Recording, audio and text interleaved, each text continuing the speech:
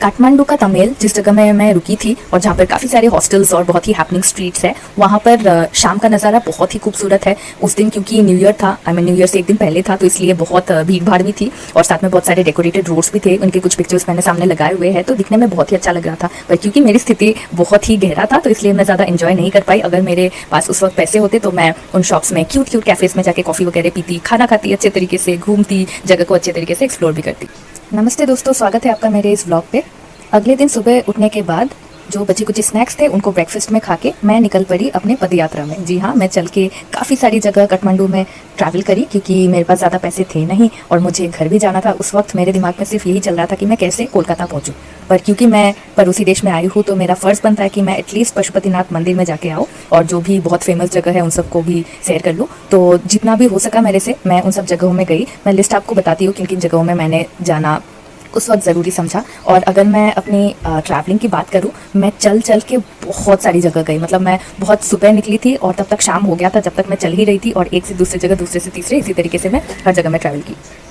तो सबसे पहले मैं चली गई काठमांडू दरबार स्क्वायर। वहाँ से निकलते हुए मैं गई गार्डन ऑफ ड्रीम्स, जो कि मैं पिछले दिन भी देख के आई थी, और ये सब जगह मैं बाहर से ही देखी। फिर था हनुमान धोका, आप फोटोज़ पर देख सकते हो। नेक्स्ट मैं गई नारायण हिती रॉयल पैलेस, वो भी मैं बाहर से ही देखी। इसके बाद आया नेशनल म्यूजियम ऑफ नेपाल, वो देखने के बाद मैं फिर गई स्वयंभू महाचैत्य, फिर बुद्ध स्तूपा, और लास्टली मैं चली गई पशुपतिनाथ टेम्पल। जी हाँ दोस्तों, ये सारी जगह मैंने चल के एक जगह से दूसरी जगह ट्रैवल किया हुआ था।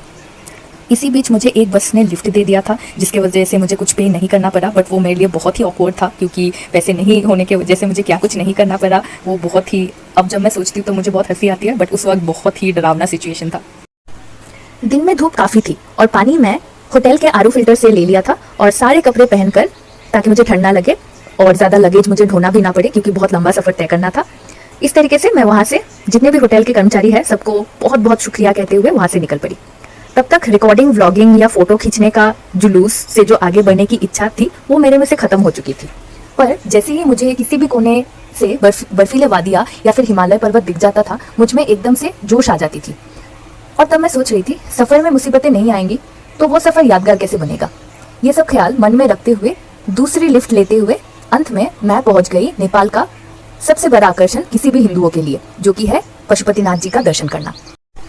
मंदिर के प्रांगण में अंदर फोटोज या वीडियोस निकालना सख्त मना है। मैंने निकाले भी थे, पर वहाँ के सिक्योरिटी ऑफिशियल्स ने सिर्फ गैलरी से ही नहीं बल्कि गूगल फोटोज के बिन से भी सारे फोटोज डिलीट करवाए थे सारे दर्शनार्थियों के जिन्होंने फोटो निकाला था मेरे तरफ। लोग लाखों के तादाद पर आए हुए थे, भक्ति में सब लीन थे, और जैसे ही अंदर विशालकाय नंदी का दर्शन हुआ, सारे ओम नमः शिवाय बोल के जय जयकार करने लगे। इतना पवित्र स्थान में आके मैंने सही निर्णय लिया था, इस बात का एहसास मुझे बहुत ज़्यादा हुआ।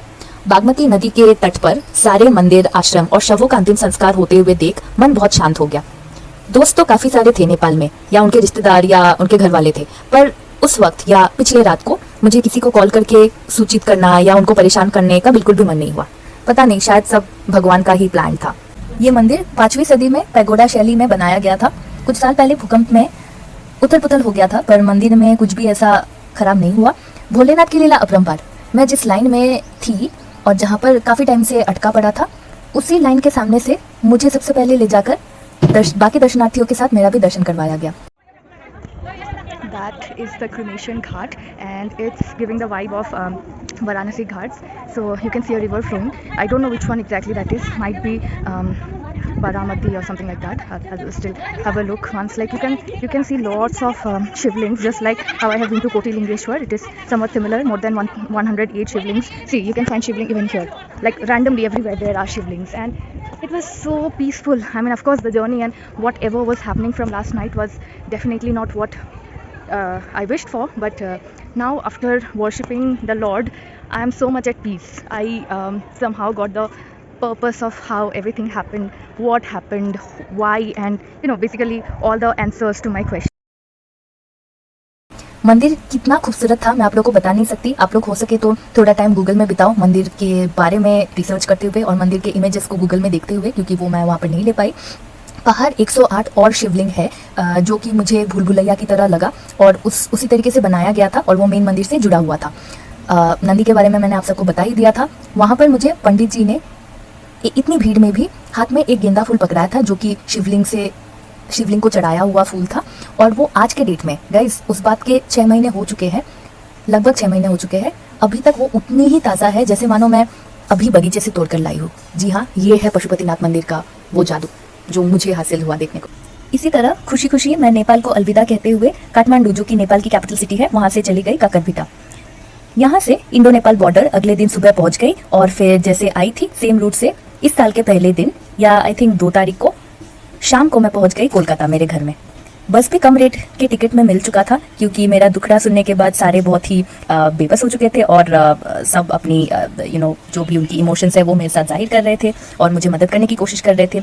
काफ़ी लोगों ने मुझे डिनर करने के लिए बहुत ज़्यादा इंसिस्ट किया, पर मैं अपने जिद पे अड़ी रही और एक पैसेंजर ने आखिरकार मुझे वहाँ की जो लोकल स्नैक है चटपटी वो खिलाया और वो बहुत अच्छा लगा। मेरे हालत को देखते हुए सारे बहुत उदास थे कि ऐसा हुआ मेरे साथ, पर क्या ही कर सकते थे, किसी के हाथ में वो था नहीं।